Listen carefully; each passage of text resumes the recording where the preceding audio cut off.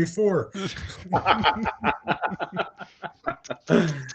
It is time for the milking. Come on. We are live. Hurrah. Okay. So who would like to recap last week? Lots of excitement. Redirections. Let's take turns on this one. Eric, why don't you lead? Oh, well, thank you. I like to be volunteered. Well, after a lovely introduction to the house staff and wandering around the castle and me trying to find my own stuff, I think everybody just kind of found their places. Blanka was in her friend's room, Constance. I was in the study, so I had to, freshen up somewhere else after a lovely night of drinking by myself. And everything else just kind of evolved from there. The lovely tennis match that we went to, that I'm going to leave for somebody else to describe because it's probably best suited for somebody else. And then eventually the hunt itself. Hunting foxes. I didn't hunt foxes. I don't know what you guys were doing, but I was having fun not hunting foxes. And waking up naked in a toadstool circle in the middle of the night and just leaving it at that. Did you miss the whole climbed aboard a Hookah? folklore creature? No, I wanted to kind of just, okay, yes, I did something unexpected, probably uncharacteristically dumb, and I thought it was total Bani. mounted a creature. He let me ride him, and he said he was going to take me where I needed to go, and he took me all over, and it hurt, and it scared me, and I'm not very happy right now. Cuts and bruises, and yeah, Nakedness. Yeah, and nakedness, and I mean I don't know where my stuff is, and shoot, Yeah. moonlight starting to creep through the trees. I have no idea how this is going to go down, but I'm a ranger. Even if I make my way back in the dark, naked, I'll just follow my compass. Is that what you call it? Be the ranger. Be the ranger. Be the ranger. Always points north. Okay, Keith. Let's see. Own it. Yeah. Just to kind of segue out of the morning eucalyptus bath that was Bani's awakening. But we don't need to Still smells. We transitioned outside to the tennis courts to a lovely tennis match with Robyn and Bani representing one side of the team, and then Blanka and the court occupant at the time, Cousin Martin, right? which the two of them, who should have probably won that match, took a sound beating. Well, it was back and forth. We had to break a tie, though. Yeah, from Blanka's vantage point, losing a little bit is losing everything. Well, yeah. And she got to repeat that with her childhood crush. Well, the two of them got beaten into submission as well. Something that she carried forward towards the fox hunt later in the day. That anxiety and that frustration kind of still brewing. Of course, the fox hunt was a great opportunity to realize that well-moneyed people don't always spend their time in constructive ways. Oh, really? who wants to do that? How cool. Well, and considering her breeding and her upbringing, this shouldn't be offensive to her, but somehow trying to protect that fox from the hunt became a focus for her. When she was unable to preserve the fox, Robyn got the honors. I'll let her talk a little bit about that. We got lost in the woods and eventually found our way back to the house because we couldn't keep up with the hunt. You left out the red cap. Well, then you tell about it. I wasn't there. You were in the square. Circle makes the square. So. All right. Yes. So while we were waiting in the fields, we were a strange creature approached Bjorn and Blanka as they were waiting in this pasture. After you kicked the bucket. What? After you kicked the bucket. You did kick the bucket. You knocked over the bucket of blood, and stuff happened. Yes. Apparently, we had upset the balance of things or triggered a trap that got his attention. Anyway, he came at us, and this was a great opportunity for Bjorn to show off his Mega weapon. his mega weapon, the Yeti. I Which thought we called that the Gigantalope. yes. As Blanka prepared to unleash whatever extra dimensional tempest she can summon, it was the target was removed from her side by a couple of shots from this gun. And its fingerprints were removed from it. Yeah. So it was a scary short encounter, followed by a retreat back to the warm hearth of the Drachenfels Manor. And all of your innards are melted.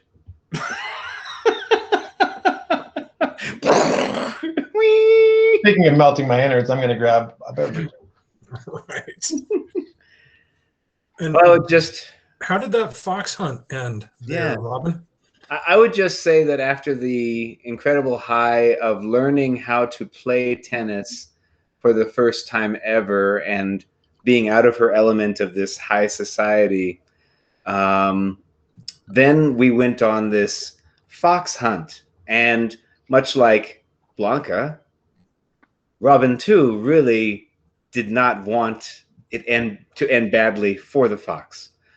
So unbeknownst to Robyn, when Blanka cast her illusory, very real, too real fox off into the field, Robyn was like, great, I will go this way instead. And the hounds, of course, they didn't give up their chase. So we ended up at a nice cornered off area where the poor, pathetic little critter was cornered, and all of the baying hounds, well trained, were just surrounding it and barking it and frothing and waiting to be able to enjoy, what was going to come next. And Padreg then said, "The honor is yours," in a Irish accent. "Oh, the honor be yours, lady." Yes. He did.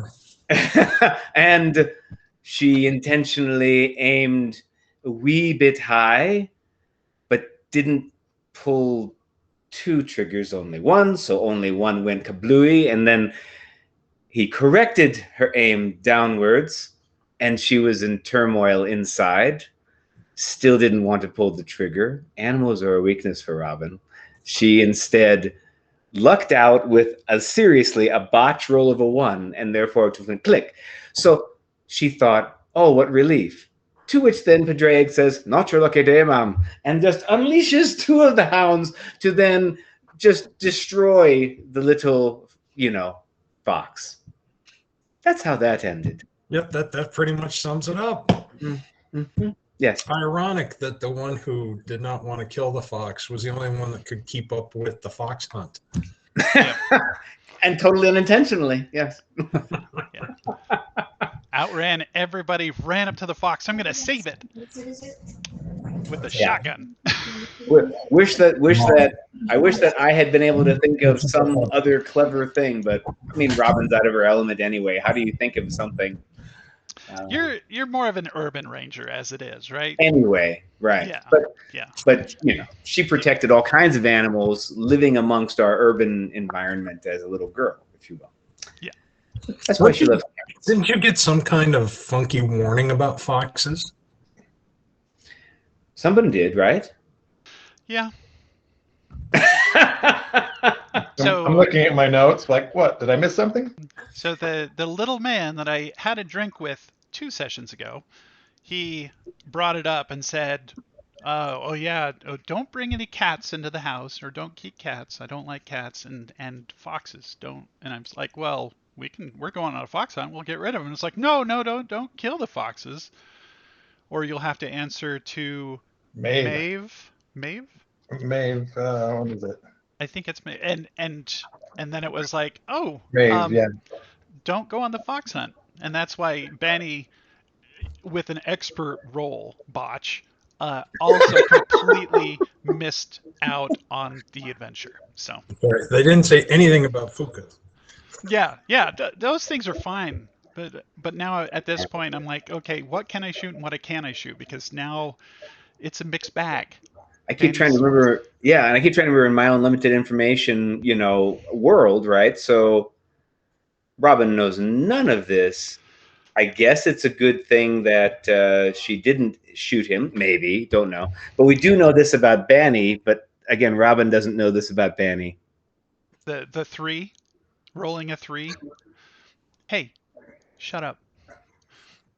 I know what that's in reference to, and we'll just leave it at that. Just leave it there. Just leave it right there. Just leave it right there. So dinner has wrapped up. It was a splendid meal. And as everybody starts to make their way out, the colonel gathers the two of you together, because Bjorn is still dining with the help, and says, your friend hasn't come back yet. He didn't return from the hunt. What? You didn't see him at dinner, did you? One of the servants told me that his horse came back. The horse has been put back in the stables, but he's nowhere to be found, and the sun is down. We should go look for him. Yes, absolutely. So ladies, change evening wear is not applicable. You may want to rouse your big friend and bring him along as well. I'll take care of that. Meet me down at the front doors of the house, and I'll make sure that Padreg is with us, as well as some horses. Robyn, will you go get Bjorn and bring him to the door? I'll meet you guys up here. Absolutely.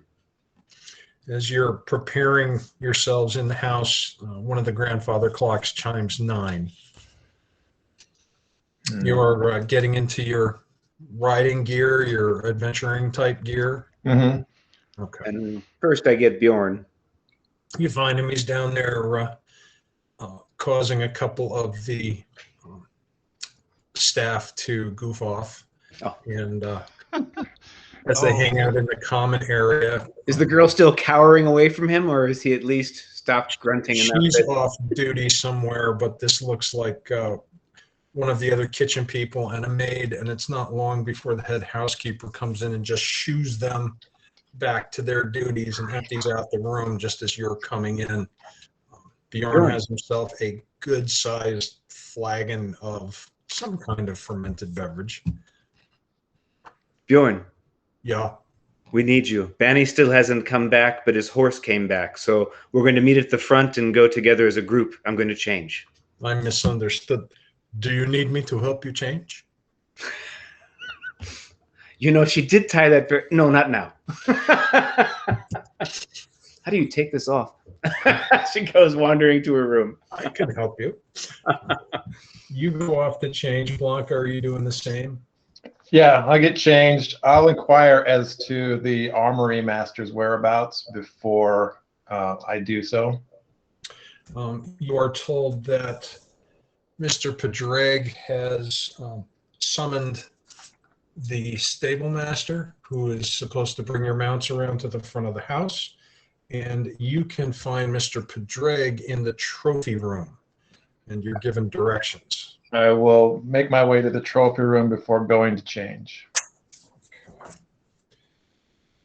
The trophy room is just outside and across the hall from the grand dining room.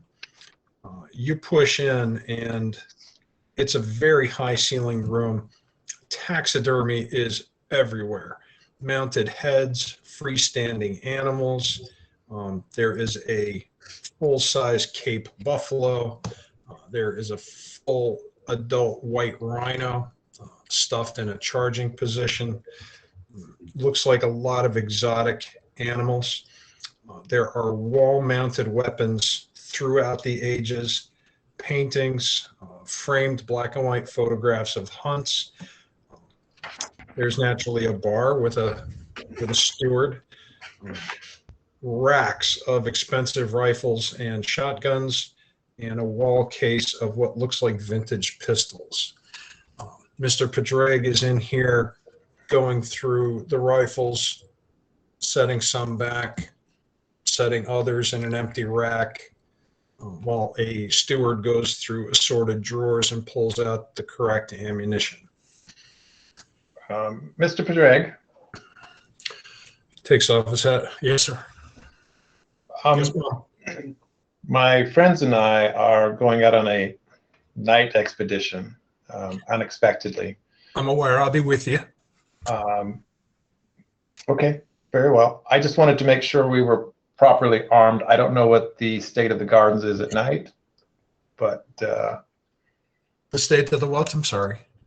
the forest and the gardens. I mean, what risks would we be facing out there? His eyes dart everywhere except back at you, and then he gives you a weak smile. Nothing we can't handle, Mom.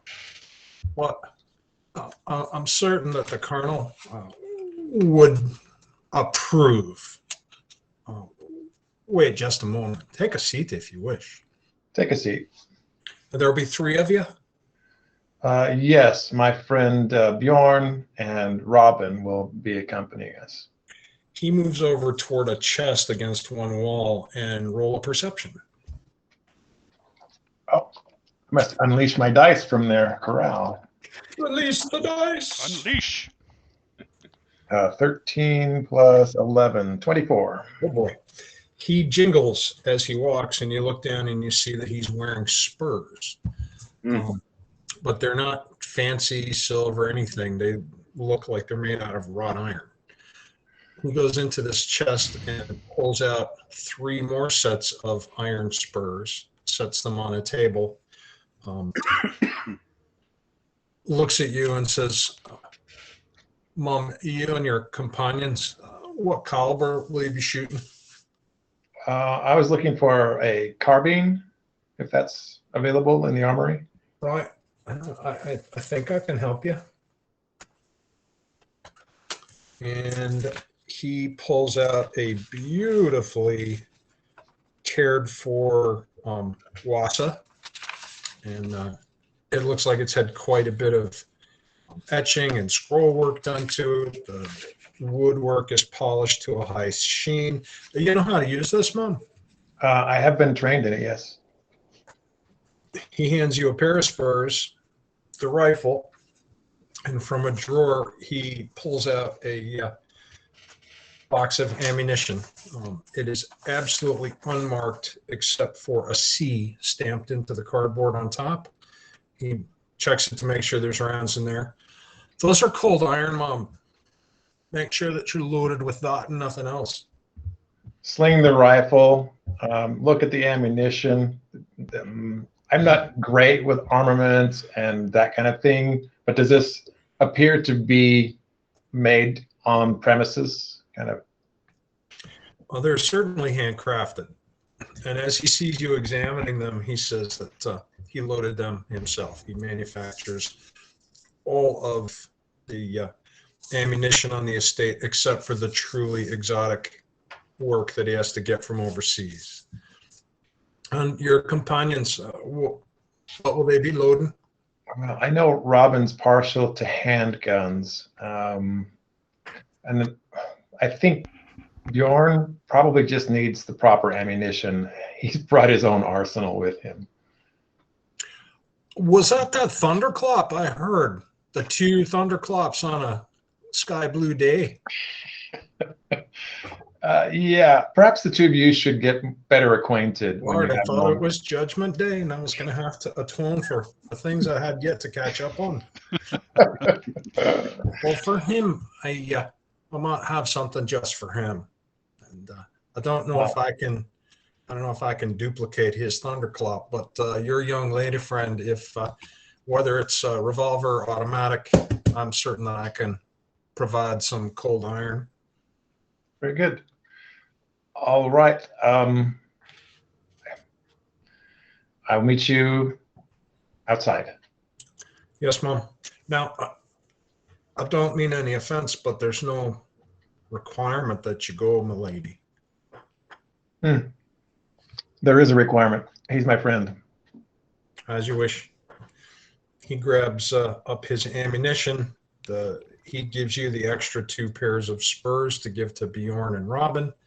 And you see him open a case and pull out a battle axe. It looks like it's about 400 years old. And its metal is just black and pitted and nasty looking. And it looks like it's got some significant weight to it as he takes it out of the case. Does he wear any kind of clan markings that I'm aware of? He's what is the island? Magnetian, right? Oh yeah, all the servants are Magnetian. Some of the upper level servants don't have much of an accent, but Padreg probably nursed on Tegan whiskey when he was just a wee one. He's about as tier as you get. If he has any visible, like any jewelry or anything, he's not wearing it. He looks like a simple man. Mm-hmm. And if he's wearing any kind of clan tattoos, they're well concealed underneath his hunting jacket. And he's even still wearing a white shirt with a necktie, because that's what they do. He takes his ammunition and hands you the spurs and grabs a battle axe. After you, Mom. Nod to him in gratitude and carry my new baggage back to my room. Spurs, really? Yeah, it's a full-on Icenian battle rifle. Shake my head and go to my room. I just don't know what they're going to give Bjorn more than what he already has. Right. Yeah. That's why I just asked for ammunition. I'm like, he's got every weapon already. Yeah, it's all, tucked in the back here. You head off to your room. Bjorn helps take off the outfit. Wait. You might be a wee bit delayed. Where the hell? All right, Robyn, you get yourself all gussied up and head down to the front hall. And so she'll be double packing. Last light's going to be loaded with her cold, and regular ammo will be in Papa. Bjorn just follows you and hangs out outside of your room because he's dressed for the occasion and he's already fully armed. So he hangs out and waits. He can explode at any time. He's like a coat rack. I mean, gun he can rack, I guess. He can take an encumbrance of what, 10 or whatever. Both. It's something ridiculous like that. 14 he can handle without. She goes ahead and puts some extra storage on him. Like, here, I also know. All he needs is a roof rack and he's good to go. Yeah, just walk up and take what you need. And he pulls a small trailer behind him. Nope, still not encumbered. Okay, so he comes back out and, let's go. You are preparing to leave. Mr. Elkind, you have awakened a bit chilly because you're naked. It is still summertime, so that's not too bad. The moon is playing peekaboo behind the clouds. It's not raining at the moment, which is a good thing. And you're lying on long, cool grass on a mound ringed by toadstools. I am going to... Yeah, and the forest. I am going to open my eyes and just roll them around. I do not want to move just yet. I hear the forest sounds. I see the toadstools. Do I see any other shapes beyond that? Do you have low light vision? No. I wait for the moon to emerge and hope that my eyes will adjust. You're in the dark forest. I pat myself down. Find the wounds, find the bruises. Yep, it's still you. The wounds you took were pretty minor, little cuts and scrapes. Well, that's enough. I am going to sit up and just see if I can pierce the darkness at all. Do a perception. Holy crap. Now it's my turn to bring out the dice. Bring out your dice. Hey, we're using the metal hard ones. Ooh, 17. Perception? Yeah. 32. 32. Holy shit. Okay. Yeah. You see so well, you realize you need a mani-pedi. A couple of things that you notice right away. It looks like somebody has left chunks of bread inside the mushroom circle, but they're in a line spaced like every couple of feet going over the crust out of the mushrooms and then down the side of the hill where you can't see. You also notice that to your right is an old black oak, maybe 10 feet away from the mushroom circle, and it has a face, and it doesn't have a happy, friendly face. And it looks like it's staring right at the mushroom circle and possibly you. And that's all you get right now.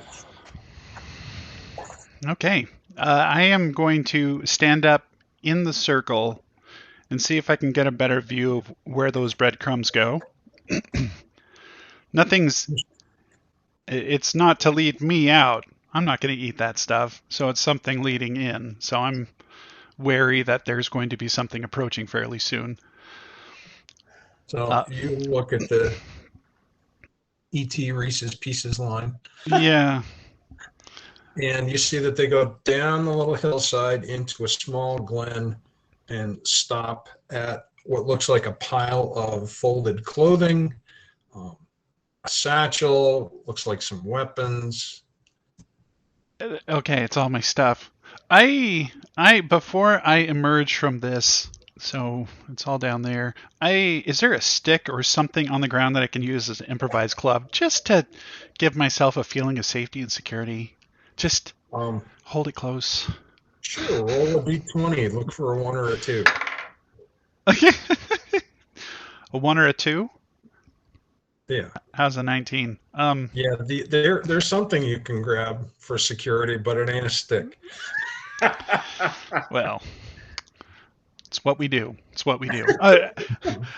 I am going to carefully tread to the edge and step over the toadstools and then start following the breadcrumb trail.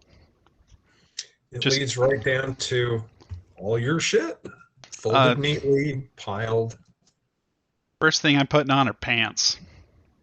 Pants and any unders that I can find there. And I'm going to make sure that my gun is holstered and at my hip. You are dressing and loading up. Enrobing, if you will. Enrobing. So at this point, the woods all around you suddenly come alive with floating green lights and high-pitched music in a complete 360 around the mushroom circle. You can't tell what these lights are. It's beautiful, and it's lighting not just the trees, but it's lighting the grasses on the ground. You're used to seeing pine forests where it's pretty barren. These forests, they don't have a lot of underbrush, but they have long, lush grass growing under impossible canopies that the sunlight could never get to. So it's pretty idyllic looking. And the lights just kind of drift and float in this big circle with incredible music. Make a will save. I think I just burned all my good stuff. Wouldn't you know it? A 1. Okay. This is great. This is great. Okay, let's see what happens. That's a 16, by the way. Where's Bani going? Wherever he's Bani told. is just. Well, it would be a 16 if it wasn't a 1. Yeah. Okay. It's a absolute failure. Absolute. Okay. Would you like to exercise your options for the night? Gosh, it is It's so early, early. but this might be your last moment on Earth.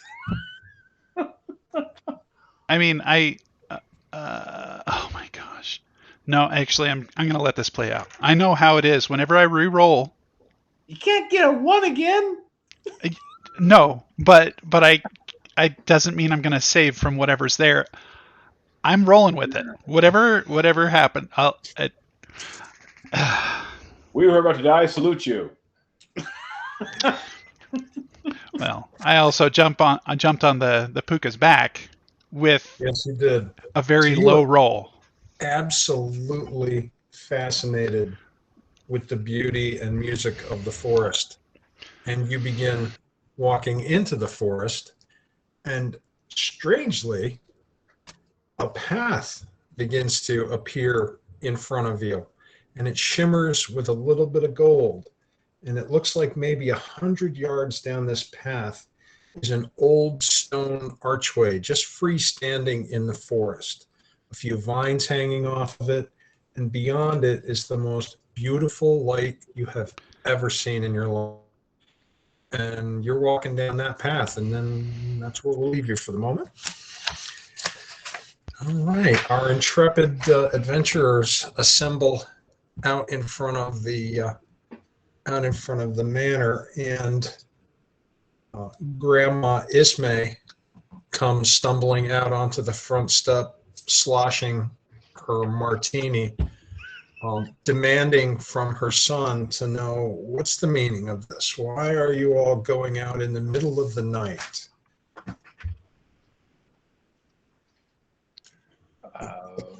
The colonel, one moment, and trots back up the stairs to speak to his mother. Sounds like there's a little bit of tense back and forth. Padreg looks at the two of you and says, why don't we mount up, ladies? His lordship will be ready to move shortly. As he says that, coming around the side of the house, out of the darkness, carrying a lit lantern, huffing and puffing, yelling, wait for me, you can't wait, can't go without me. And it's Cousin Martin. Cousin Martin still in his tuxedo. He's got a big satchel over his shoulder. He is wearing what looks like a gun belt, like you've seen in the Western movies at the cinema, with two pearl-handled chrome revolvers in it and bullets all around. He takes a little bit of a stumble and then comes running forward and says, Padreg, get me a mount. I'm going to. Actually, sir. We've already mounted up. Yep. Guide my steed a little bit towards him. Show off a little bit of the training I had as a youth on horseback, though it's been a few years since I've ridden. Try to do the crossover step to get there. Are you trying to make your horse do that? Or are you swinging your leg over to dismount? What are you? The horse, moving the horse okay. over. I want to see a 27 for that one, milady.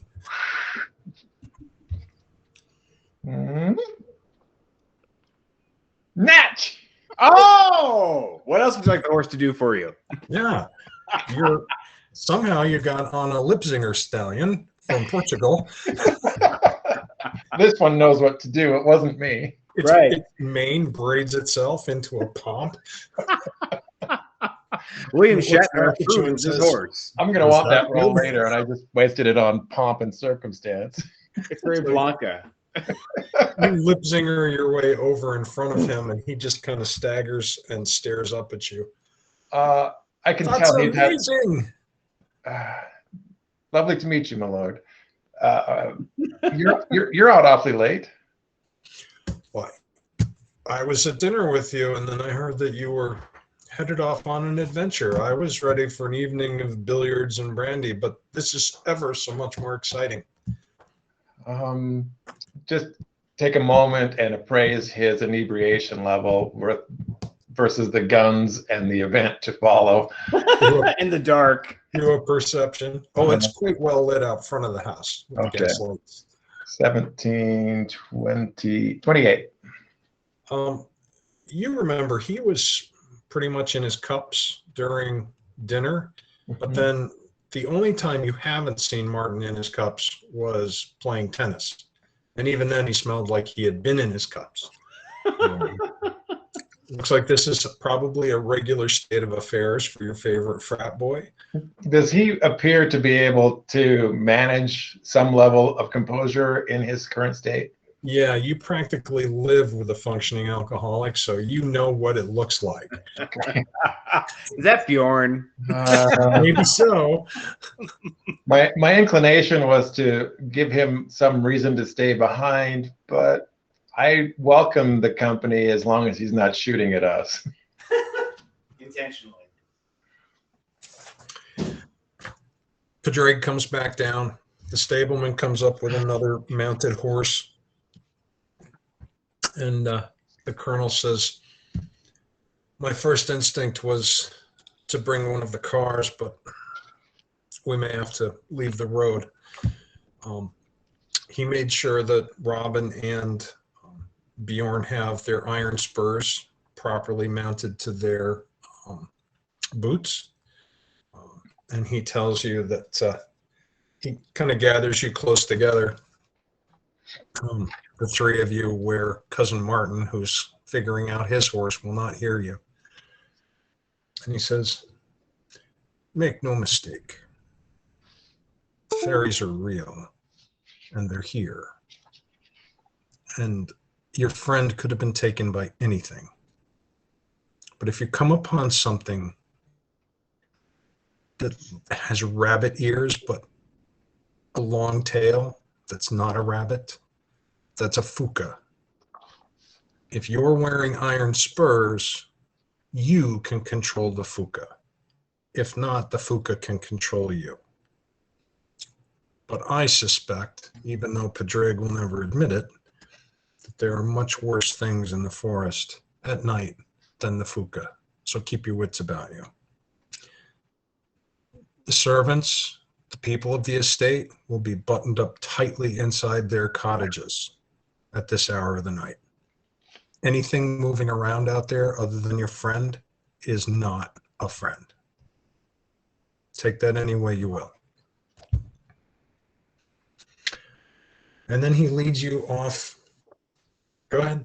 Robyn captured half of that because of her broken Cornish and looks over to make sure with Bjorn in consultation. So anything that's not friend in the forest and something is real. You say that to Bjorn? Yes, because I think he knows Cornish because he worked for the bastards. You gathered all that from that gibberish? Is that what he said? I Cornish. How did you work for them? I didn't. I worked for the Clovians. Oh, that's right. Sorry. Retcon. The Sorry. Icenians. Retcon. Sorry, that's right. Just doing a quick accounting of our company. So we've got Cousin Martin, Padreg the gamekeeper, Bjorn, Robyn, and myself. And the Colonel. Colonel, okay. And you have last light. As you ride into the estate, what will your riding order be? I imagine front left. I imagine that Padreg is going to be our guide for this journey. Yep, Padreg's going to be on point. I'd like to ride a close second with Bjorn behind me. Okay, so you can ride next to the Colonel. Okay. Okay. Then can I ride next to Bjorn? Yeah, Bjorn's behind Blanka. Robyn, you are next to Bjorn and behind the Colonel. And then we have Cousin Martin at the very back. Anyone else worried about that? His loaded firearms reeking of whiskey. Recall our trip to a castle deep inside Russian or Caribbean territory. And the last person who was trailing us, who just vanished from the back end of the party. That's right. It's hard for Blanka not to kind of at least entertain that may not be such a bad idea. And That one probably wouldn't be worth going into the woods to look for. He's here because I didn't care to spare him. Hey, he's trying to pick me up. So with Cousin Martin and his lantern at the very back, the 6 of you ride forward. Wait, who's next to Cousin Martin then? Nobody. He's alone in the back. You said 6 to 4. Yep. But you got Padreg on point by himself. Okay.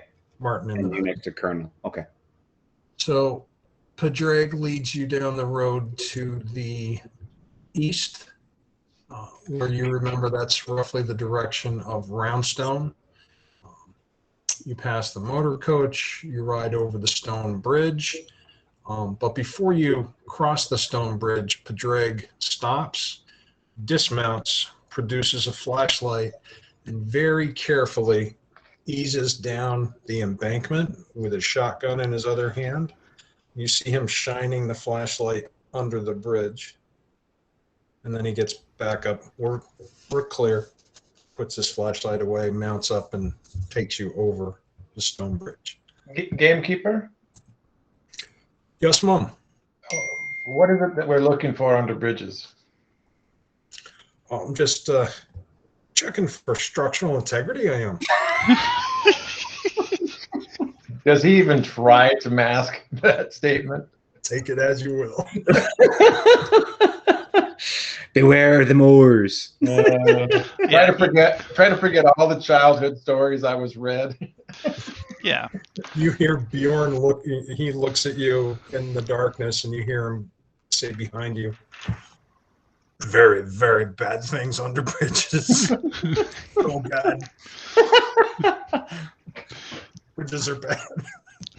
After Of course, dark, bridges the are Norseman would say that. Yeah. Of course, he doesn't realize that bridges are called progress to the rest of us who don't like getting wet. Bridges are a waste of stone that could much better be hurled at your enemies, or tied to their feet and thrown into a fjord. Viking life. It's a full life. Bridges are just catapult fodder waiting to be disassembled. First, you have to carve Odin's name into the rock, then tie it to your enemy, and then into the. Bani, you are drifting along toward this beautiful light. When you hear an old woman's voice off to the right, go ahead and make a save. Willpower. It's just getting better and better. Oh, that's better. Oh, that's a 30. You stumble to a stop, do the classic head shake, blink your eyes. You have a "what the fuck am I doing" moment. And off into, just in the tree line, off to the right, is an old woman. And she is definitely a crone. She's very, very old. And she is doing something that I'll tell you about in just a moment. I'm going to go fetch some water. I'll be right back. Okay. All I have to say is Bani is, very prone to these situations. Prone to crones. She is a grinning crone, and she has a wooden wash tub, which you see at night in the forest all the time. Of course. She is hunched over it either because of work or significant osteoporosis, and she is washing and scrubbing at a white shirt with a monogrammed cuff, and it looks like this shirt has just been completely dipped in something red. And she is whistling as she scrubs to try to get the blood out of it, and she's grinning at you, saying, "Where are you going? Why are you here?" I was just leaving. But where will you go? Scrub. I'll go back to the manor where I'm supposed to be. Mm. Is that glowingness happening around me still? Yeah, it's still going on in that path toward the archway is still there. Behind you, black forest. The light leads forward. Okay, and the sky is obscured, I assume. You've got a full canopy of trees now. Okay. I'm going to look across the forest and see if I can find a spot where there is maybe a moonlight dipping into it, maybe a break in the canopy that I could see the sky. But I'm not going to move there yet. I'm going to put my hand on my hip, on my Toro. Scrub. What is the monogram that I can, if I take a closer look at that shirt, what is the monogram letters on Perception. it? Man, it's ridiculous. 32. JBI. And the I can assume is Ismay. Okay. Taking a mental note of that. So whose shirt is that? The Doomed. Scrub. And Eerie. Ismay, I assume? Would you care for a wish? No. No desire to have a wish granted? No. None. Because Granny is just up the path there for a wee fee. She'll grant you any wish you desire. So, that shirt that you're scrubbing, was that a person who took one of those wishes? She picks it up and squeezes it out. No. This is one whose fate has yet come to pass. Interesting. Actually, I'm going to go my own way. So, good to meet you. Well met. And good luck with your work. She And grins at you with her tooth, continues to scrub. If you even look away for a moment and glance back, she's gone. Completely gone. There's not even an imprint of the wash tub on the ground. Feel So like you've got pitch black behind you, where you're pretty sure there's a path, or there's this glowing golden path toward the archway, or you have the forest. And I can't trust this path at all. I don't. It may or may not be real. Just what I'm seeing. And I'm just gonna pat the tessimeter, and I'm gonna just click it just briefly and see the. It snaps over into the red. Now it's dark enough. I'm gonna turn it around, click it, and see if I can see immediately around me.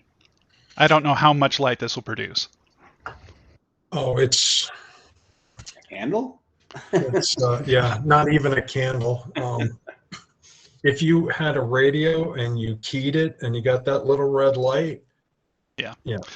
How much light does that give off? But you do notice that as you turn in a circle, the tessimeter does something it's never done before. It begins to tremble. Oh, geez, I've got chills. I pack it away. I wish I brought a flashlight.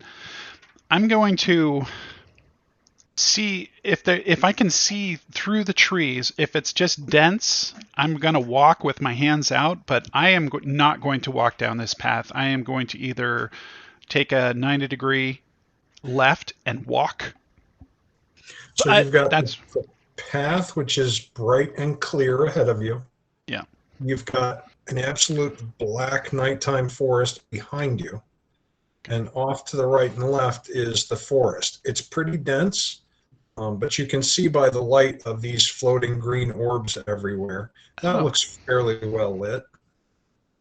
You could probably walk through the forest and not trip over anything. I am going to take a chance using the green light, but I have my hand on my hip the whole time. I am taking it slow, keeping a hand out a little bit in front of me, just in case what I'm seeing is not exactly there. And I'm just taking stride after stride. navigating that way. Right or left? Left.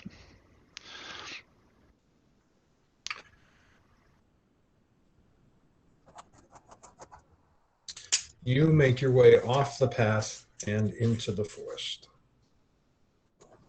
Fortunately, you have these floating green lights everywhere that allow you to step where you're going to step and make your way around trees and deadfalls.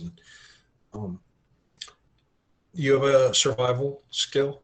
Yes, I do. I'm going to need you to roll it fairly regularly, like once every 5 minutes. Okay.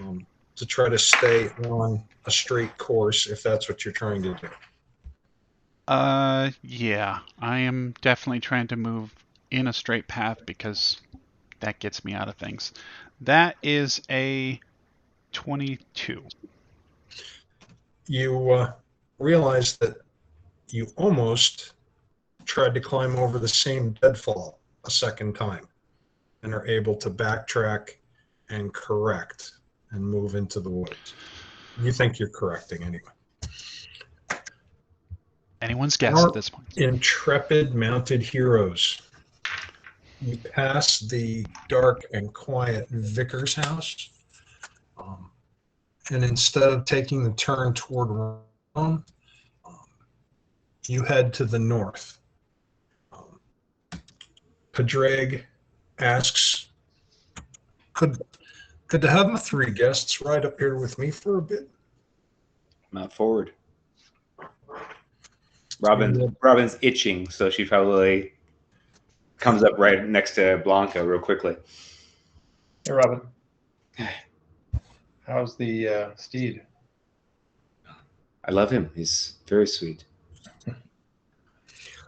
So, I have a feeling that your big friend enjoys it, but do the 2 of you ladies enjoy folklore? I've been told lots of parables and stories in my past, but A big most of this is new to me. heavy horse crowds in on Blanka's right as Bjorn edges his mount in closer. I like folklore.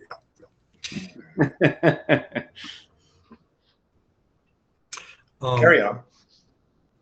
Blanka, you speak Cornish, right? Mm-hmm. Bjorn's going to rely on you to translate. So will Robyn. Yeah. So we'll assume that you're translating. All right. It looks like the Colonel has no interest in the stories, and Martin has produced a bottle of Old Tegan from inside of his satchel, which he is working at as we speak. And now he's further in the back. Padreg says, I know you're from across the sea or across the channel, and I know that perhaps you look upon us partir as backward, superstitious, uneducated folk jumping at our own shadows. But there's a reason for all that. And if you're new here and you find yourself out in the forest in Magnetia after dark, there's some things you may want to know. Some of it I know to be true. Some of it I've only heard of. And you take it as you will. There's stories that I would have told you if we were sitting around a fire at night, or if his lordship was kind enough to invite me in for brandy and smokes. But you'll hear it tonight if you're of a mind.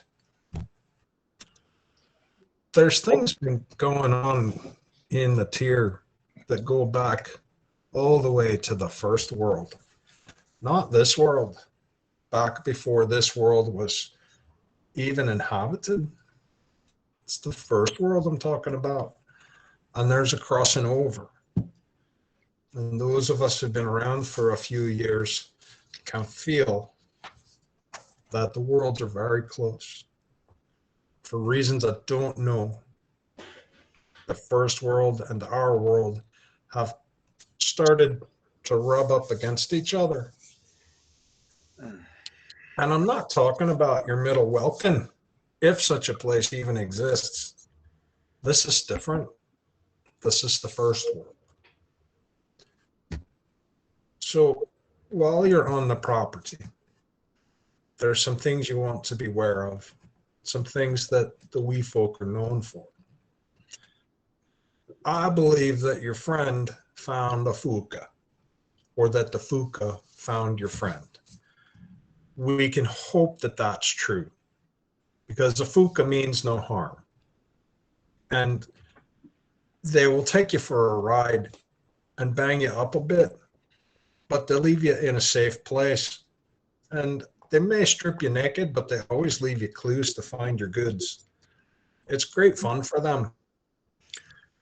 Wouldn't hurt to fly. And they can fade into a tree and stay there forever if they wish. But if you kill a fuka, the forest will die. So no matter what they do to you or what they say, don't kill it. Very important not to confuse a fuka with a black rabbit. If you come across a black rabbit, don't look at it, don't speak to it, and don't approach it. Terrible, terrible things will happen. Now, I don't know that to be true, but when I see black rabbits in the woods, I stay clear. And if I do trap one, I always let it go. Now, while you're at the house, you may come across the blue lady who lost his life defending Magnetia against Icenia. And now she walks under the moon, hoping for her lost love to return. If you see her, let her go on by. Don't try to make contact. Don't speak to her.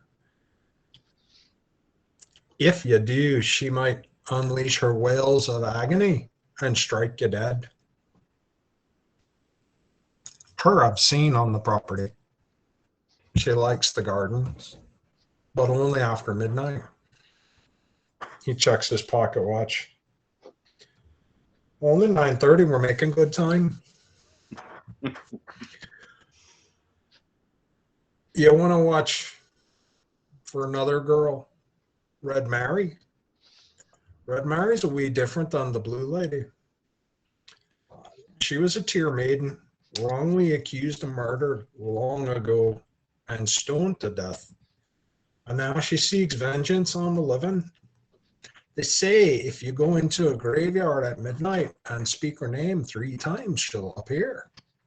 And it may be true and it may not be, but I'm not brave enough to try it myself.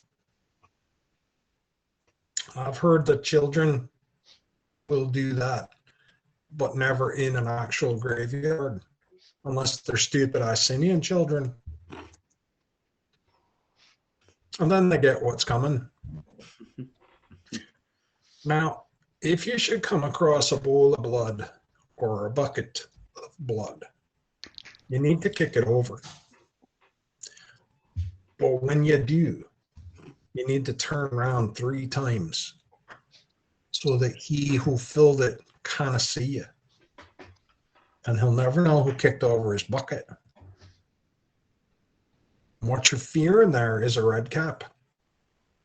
And they're murderous fae. You can hear them by the clank of their iron boots. And they gain power when they soak their caps in the blood of the victims. So if you do kick over a bucket, what do? 10, 3 times. That's right. And then he'll stumble about with you in plain view and he will not be able to see you. I know you look like you think I'm a daft old man, but it could be the difference between you being able to go home and you staying here forever like Red Mary. Looks at Blanka. So if our friend Bani has made an association with this Fuka and gone for a ride, he's probably been deposited on the property? I'd say that's a fair bet. Again, the Fuka won't want to mean him any harm. But then the Fuka's idea of what might be a safe place and what may not could be quite different than you and I. This is a large property. If he's Not been deposited here, we could spend the night searching for him. Is that correct? that we could, but I'm hoping we find him before the clock strikes 12. I don't have a lot of faith that that's true, but with your guidance, perhaps we can defeat my pessimism. Do you know any places that you said Fuka that it favors? I don't. I've only seen one Fuka in all my years on the property. And I was wearing my iron spurs, as you always should. And so the Fuka ran away. Now, if you're in the house, you may come upon house fae. And those are a variety of wee folk. You want to be kind to them. They'll do small chores, they'll mend your clothing. Even at the house now, if you put your boots or your shoes out in the hallway, you'll come to the morning, there'll be mirror finish, but you must put a coin underneath one of the heels. You can put out things for them. They like milk and cream, they like sweets, they like shiny things, some like whiskey. You need to mix it up a bit or they'll get bored. And you must not keep cats. And you shouldn't keep foxes. Now, I keep foxes out at my home, but that's only for his lordship's hunting pleasure. But nowhere near the grand house. Mr. Padreg, Yes, Mom. what does it mean if someone has bundled in a cooking pan feces and fur and placed it under one's bed? It's not a good sign, Mom.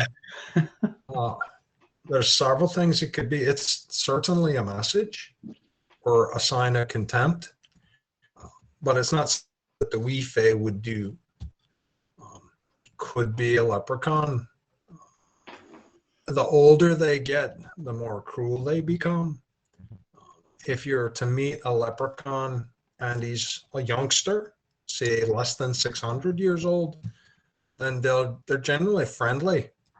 Don't buy into that whole pot of gold thing. That's just a sham that leprechauns perpetrate to try to get your gold.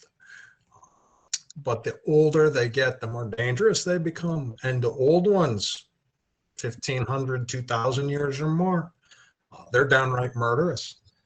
So you want to stay away from them. Could be that was an old leprechaun shot in a pot. Where did you find the pot? My friend Constance's bed. Oh, dear Lord. And at that, the colonel trots forward. You found a bucket of feces under my niece's bed? When?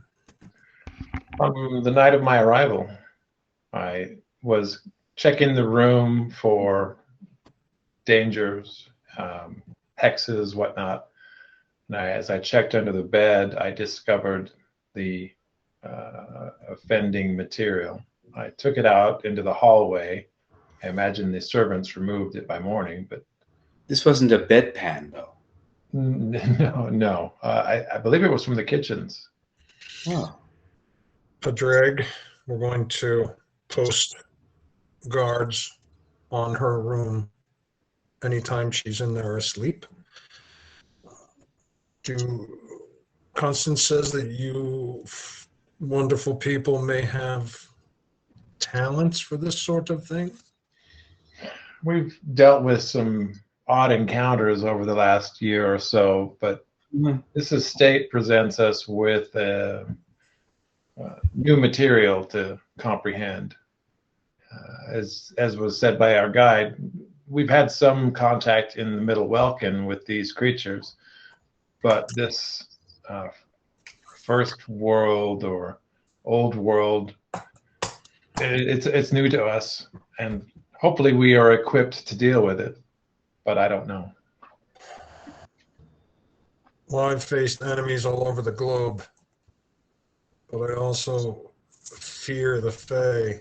more than anything. Most of the time they're harmless, but they can be ruthless and powerful. We work not to upset them. But if they've taken your friend or mean harm to my niece, then they may be upping the ante. So then you've seen them too. Hmm? Yes. See? Not Magnetian put down, indicating between the Colonel and Padreg. I've only seen them here in the tier. Me as well. Okay, so I just want to ask, is this the, did you see a white horse with a horn? Is this a fae thing? Greg laughs. Both of you do a perception. 24. Higher, 33. You can both tell that it's a forced laugh, and you notice that he doesn't meet your eyes when he says, "Oh, you're believing in true fairy tales now." But he doesn't look at you when he says it. Let it Could lie. be a leprechaun that left a gift under Constance's bed. Could be Gentle Annie, but I doubt it. Gentle Annie looks for smaller folk, and she probably wouldn't fit under the bed anyway. I pray that she's just a rumor, that she's just gossip. Colonel, Yes. the we have an instrument that we brought with us. My friend Bani, who's missing. It's called a test meter. Something a associate of ours invented, and it helps us register when we are in areas where the veil between our world and other worlds is thin. If you said that to anyone else in this house, they would poo-poo you, but I'm not one of them. When I met with my friend, he showed me the meter, and it was all the way into the red zone. For our purposes and how we use it in our professional aspect, that means we're standing in an open breach, which means we can move between our world and adjacent worlds freely with force of will alone. Padreg has a coughing fit at that and still doesn't look back at you.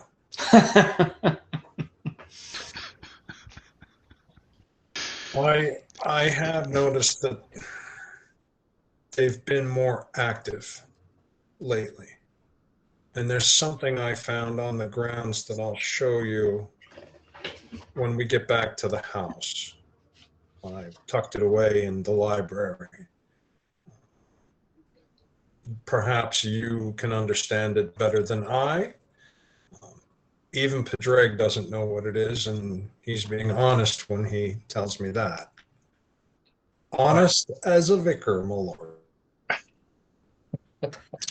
He says, but something is causing that veil to become thin, and there's more activity here than I have ever seen. There are nights when I look out my bedroom window and I see a lantern sitting on a tombstone in the family plot. Now, I know these servants. They are not out after dark. And I have no desire to go out there and find out what it is. But we have found scratches on the window mantles outside the nursery. The nursery is on the 3rd floor. There is no possible way someone could climb that wall, and no birds big enough to leave those scratches. The nurse, the nanny, swears that one night she came into the nursery to hear tapping at the glass and swears that she saw outside the window. Saw what? A hag. physically, I'm not sure how that's possible. But When- she was certain. When we have interfaced with these other worlds, we've discovered over time that there are rules that apply even in these chaotic spaces. Padreg says, rules are the core of it, Mom. You're right on. So, I mean, I know you've told us some stories during our ride into this wooded area to give us guidance. I imagine these have some semblance to our rules.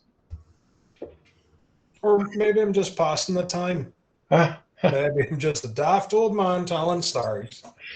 Yeah, I look back behind me to cousin Martin, who's assuaging all of his reason. Yep. He is swaying like a cowpoke.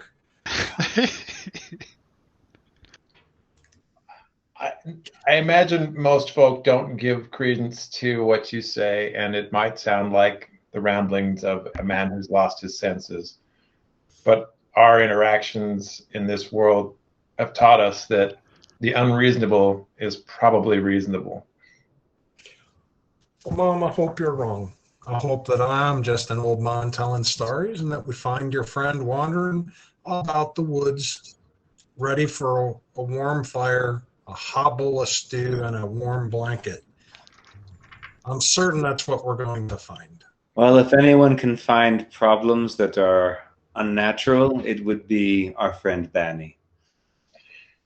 I don't know a thing about that. I did consider going and fetching the hounds, but to turn the hounds loose in these woods at night, in the morning, I'd have no hounds. Because they'd get lost, I'm sure. Of course. Of course. You begin to ride north into a little bit deeper part of the forest. It gets extremely dark. Again, the moon is playing peekaboo, but with an overhead canopy, there's not a lot of moonlight coming down. The colonel trots back, snatches the lantern away from his son before he can drop it, and returns to his position, so you've got light up toward the front of your formation. Gonna start a fire with that. The forest starts to sound quieter than it was before. You were hearing a lot of night noise, a lot of crickets. Now, not quite so much. Bani, you are walking through the forest. Still doing it. I am going to roll a survival. That is a 26. You're pretty sure you're staying on the right path. And I'm looking for any spots where I see the moonlight coming into the trees or through the trees. And I want to see if I can get under that and look at and try and guess direction, if possible. You are heading in a straight line. You're not seeing any. You're not seeing any moonlight, but you do notice up ahead there is a rock, and seated on the rock is a naked girl. She is covered in blue tribal tattoos with enormous midnight blue gossamer wings tucked behind her. She's amazing. Roll a perception. Good God. Do I have to look closer? That isn't. I just know that anytime I look closer at something like this, I usually get entranced by it. 18. I rolled a 3. Total? Yes, I rolled a 3.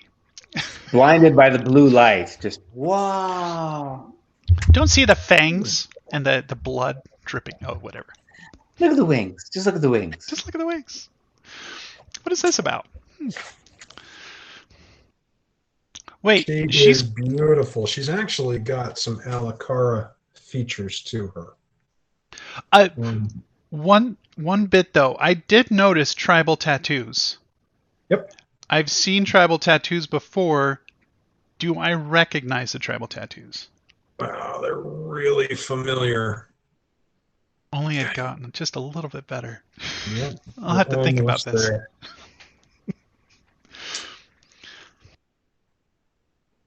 When she speaks, it's beautiful. It's lilting. It's very appealing.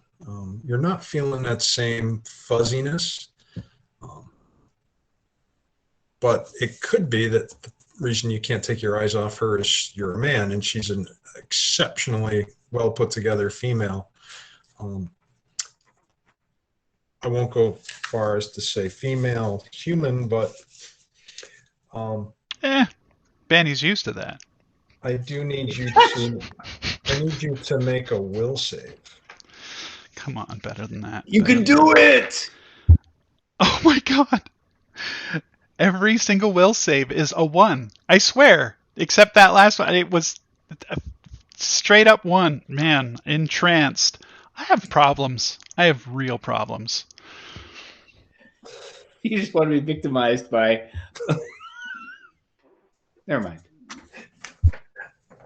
I'm holding on to my hero point. You're standing there, just arms at your side, probably mouth hung open. And she lifts a hand, and all of the green lights around you begin to fade down until there's just a nice little circle just around the rock and her and you. The rest of the forest is pitch black now. She oozes off the rock and does her Victoria's Secret runway walk toward you, and then trails a finger along the side of your face and tells you, gets really close to your ear and says, "You're much better looking than Lyle." And if you're completely enchanted, that might make a connection for you. Yeah. Just wipe up the drool. I'm stupefied. I'll be right back. That is a condition. And yeah, well, yeah, there's something to that. Or is that first condition? Oh, there's a stupefy somewhere in there. Yeah. Shoot. Well, you know just when to roll the botches. I don't. I want to do more actual role play, but as soon as I hit a role play moment, I just lose all sense. I have no. We get to role play Enchanted and Bewitched and Beguiled and. You're a lot more pretty than everybody I know. You're pretty. You're lady. pretty. I like you. Look at those wings. Can I touch the wings? Can I touch your wings? Don't. Just a little. Yeah. The wings. That's what I go for, I guess. Yes. If we lose Bani and his ability to be able to translate the world to us, what will we do? Well, we'll remember him with his gossamer girlfriend. Well, all things considered, if you were to think that there's a Lyle connection, Lyle's still around, so, you know. True. Yeah. Who knows? It's just now you have 2 slobbering gentlemen. Mm-hmm. Yeah. She kisses you, and it's the most erotic, sensational kiss you've ever had. It's the kiss and the press against you to make you forget Oksana. Oksana, who? What? Who? She just oozes sexuality, and you don't remember ever wanting a woman as much as you want her.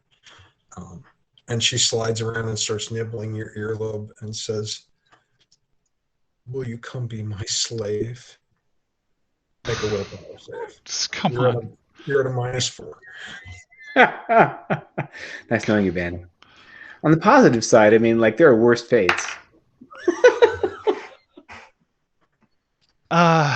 So that's a 5, and What? it goes up to a total of 30. I think that this is where I actually will burn the hero point. Yeah, you think? When somebody says something like, "Be my slave," that's, come on, get me out of this. A 1. A 1. You're kidding me for a roll. Eric, you're fated. You're fated. I've been using, so I interchange between the green and the orange one, and they're both conspiring against me right now. You know One. what? We're going back in time to that convention where you bought those, and we're going to open up Forge and throw them in. Recreate these for us. Mount Doom. Just drop them all in. Being her slave is the best idea you've ever come up with, and you readily tell her absolutely. She smiles, grips you by the hand, turns, and you see that shimmering golden path open up behind her to that glowing archway, and the two of you skip down the path through the archway and vanish in a burst of light. I'll re-roll. I'll start re-rolling my character. Yeah, I'll start re-rolling. We could still save you, maybe-ish. Oh my god. You see, hero Never points have I ever. never work. Hero points don't work. They just don't work. And stupid dice, and I mean, at least I wouldn't have absolutely failed. I would just a little bit failed.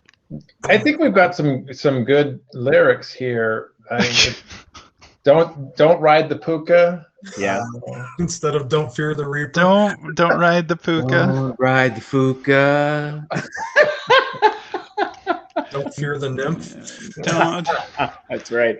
It's okay. Yeah. Just follow the don't nymph. be her slave. Yeah, there's Yeah. a lot of different things that we could say in here. This actually fits with another character of yours, Eric. If this is how Bani perishes, it is the perfect poetry to his exit. Yeah. Well, as long as, oh my gosh, I'm not even going to say anything. I just don't want to dig my hole any more than it's already dug. But, being a slave to a very attractive nymph and maybe becoming food, I don't know, We don't know. Right? psychological or spiritual or... How long can you remain interesting to a nymph, Bani? I mean, Well. Bani's kind of interesting. Well. Within 6 months, she'll have heard all your stories. Yeah, it's like, oh, I'm so tired of this. Get out of here. Like, when you farted in bed at first, it was kind of charming, but now... now it's just, you do it with such gusto. It's like you're doing it on purpose. But if you started talking about Bjorn's gigantelope, There you go.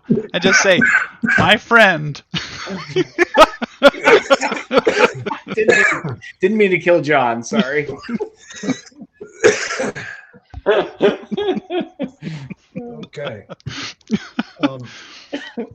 Your group is riding north on a trail, and the trail splits off to the right, or it continues ahead.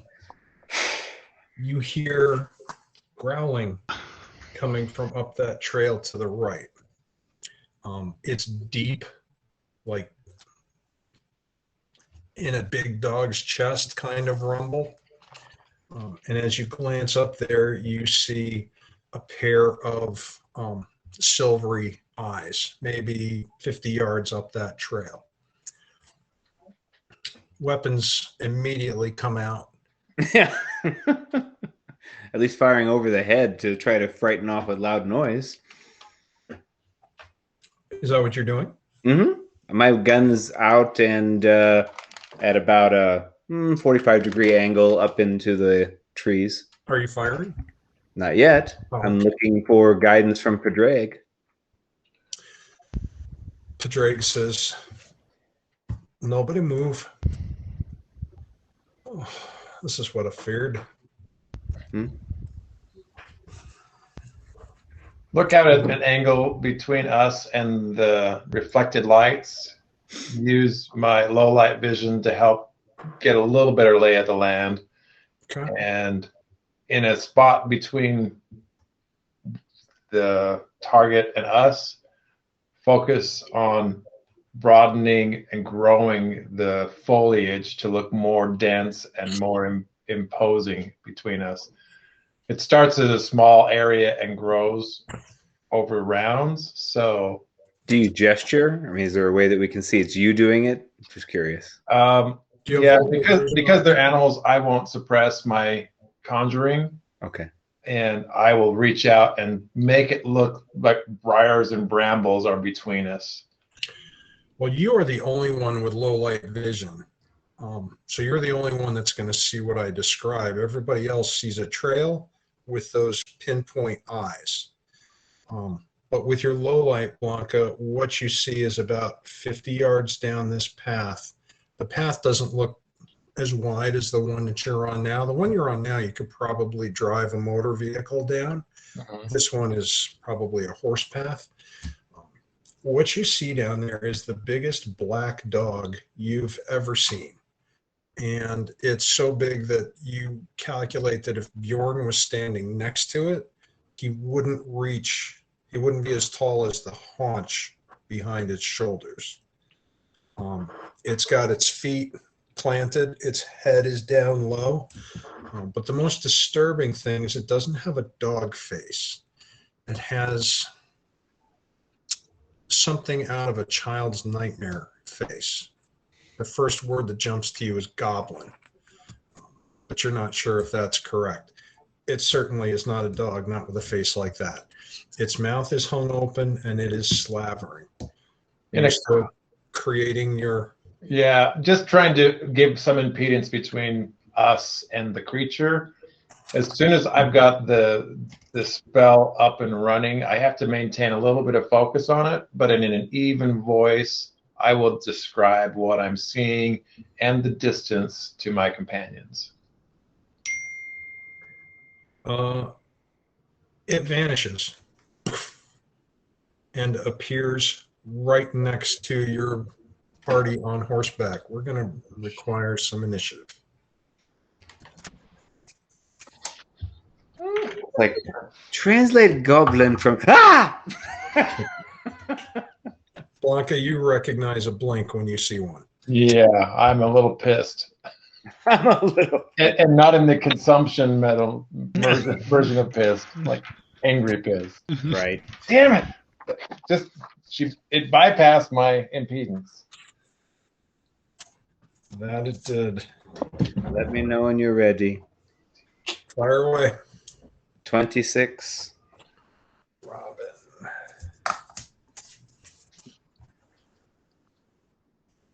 Not a great roll. Okay. Uncharacteristically, Blanka gets a 29. Wow, that is Fantastic. We'll trade rolls. Apparently, sometime. she was paying attention when all this shit happened. Blink! Bjorn gets a 27.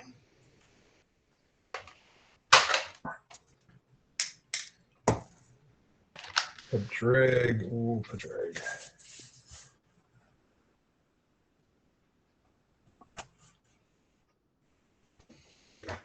Go straight to the sideways kill shot. The Colonel.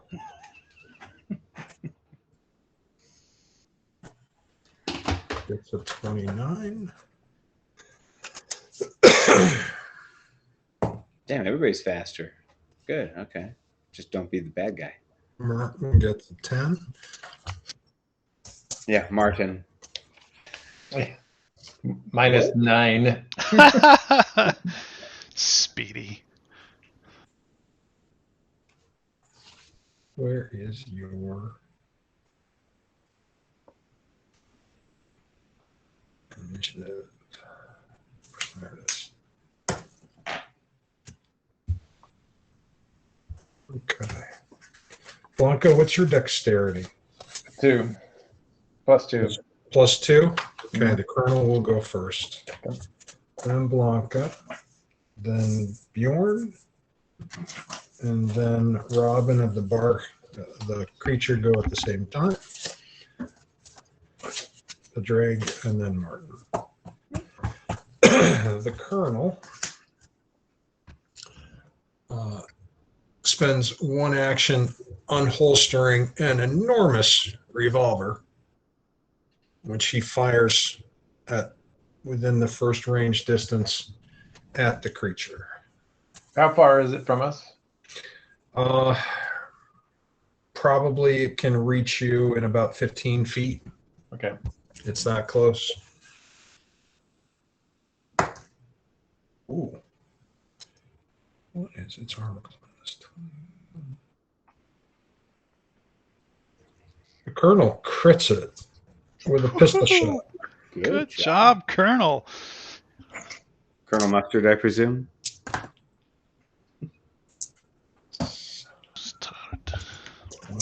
And I double it, yes? Yep. With a pistol in the dark forest? It's a shot in the dark.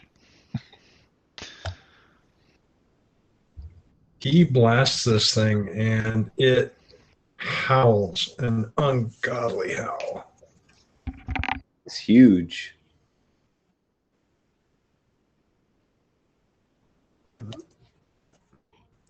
But even at that range, it looks like it should have done more damage to it. He squeezes off a second round. It's 32 minus 4. It's 28. Second one is a hit.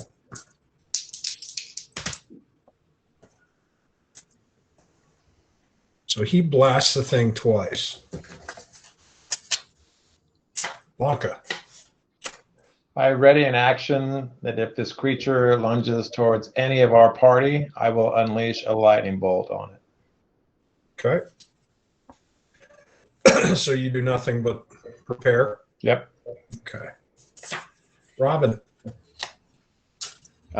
Bring down the pistol that was at 45 degrees towards the horribly suddenly present place. Thing that's here. Hunt prey, hunted shot, deadly aim. All three actions. So it'll be -2 to hit on the shots. 18 plus, and then I need to make sure -2. My cat has literally occupied my play space. It's like, oh, this is where I should be. No, it really isn't where you should be. Okay, so I have to take away 2. This is with last light, so I'm adding on the modifier. So it's a 32 to hit on the first shot. That is a crit. Are you loaded with cold iron rounds? In last light, I was cold iron, yes. Okay. Then you get a crit. Okay. And it's a hunted shot, so I'll get an extra D8. So here we go. I can remember how to do this. It's been so long. First shot. Yeah, percentage shot.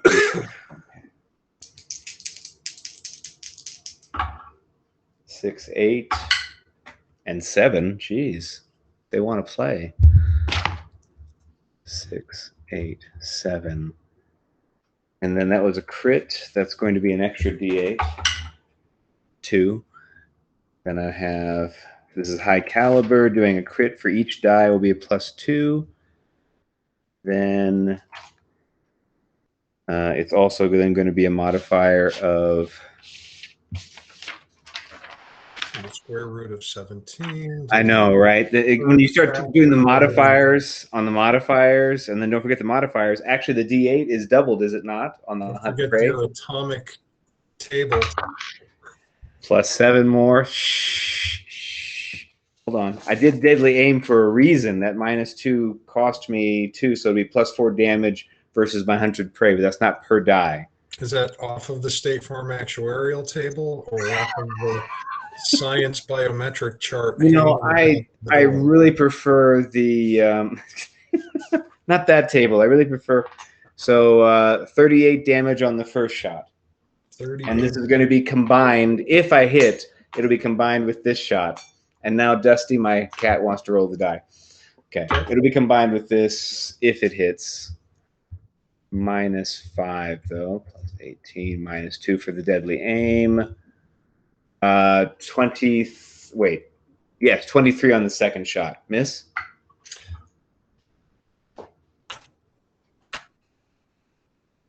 It hits. Oh, just a straight hit. Good. Okay. So then add to that a single 2 plus 2. 4 more damage.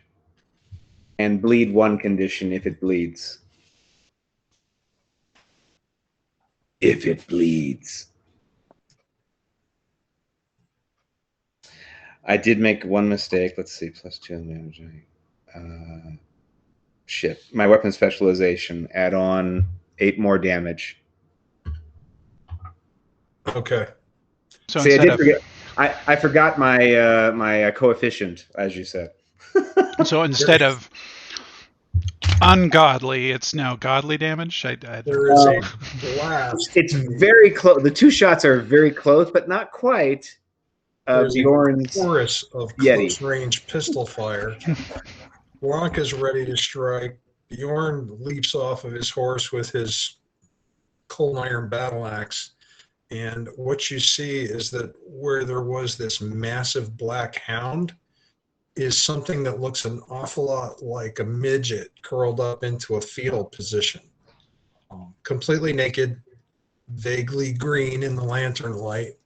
Looks like it may weigh all of 40 pounds. And the blood is just everywhere across the road. Padreg crosses himself. What is it? He jumps off of his horse and grabs it by its hair, lifts it up. It looks like a goblin, but that'll be a Barghest. Picks it up and pitches it into the trees. Disgusting. Pull back the arcane fire that I was about to unleash. Crackle, crackle, crackle. He takes off his hat. Colonel, Robyn, fine shooting. Puts his hat on and mounts up, and Bjorn looks annoyed that he didn't get to kill anything, and he climbs on his horse too. All that dismounting. It's great. Reload. You reload, the colonel does the same, and you trot on ahead. What's he firing? You said a huge revolver, high caliber. Yep. The kind that has the cord attached to the bottom of the pommel that runs back. Your typical Brit 8th Army sidearm. It looks probably like a Colt 45 or a 44. It's just a huge wheel gun, and it's the older kind that snaps open in the middle, and you load it like a shotgun. Mm-hmm. There's nothing fancy about it at all, and you do see a regimental crest on the side of the grips. He reloads, Robyn reloads. John, can you check your internet connection? You're getting kind of glitchy and spotty in your. How about now? It jumps every so often, and sometimes you speed, or I can see you Your visual. talking, but then it slows down, and you'll keep talking, and then your voice sounds great though. It's working the whole time.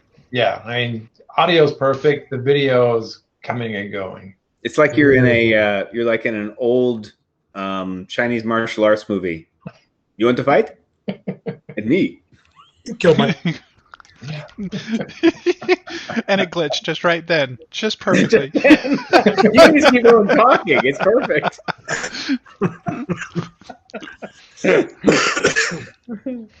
Well, I don't know anything about my internet connection. It's everything else seems to be going the way it's supposed to.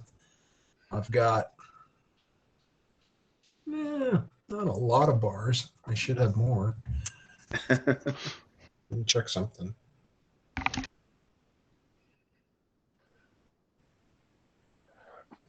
Yeah, I'm plugged into my I'm plugged into my internet. Hmm. Well, if it gets crazy, we'll try to figure it out. Yeah, it's just been kind of sketchy for the last little bit. But because the audio wasn't interrupted, I wasn't too worried about it. I just wondered if we could clean up the signal. Cool. Well, I've got a voice and a face for radio.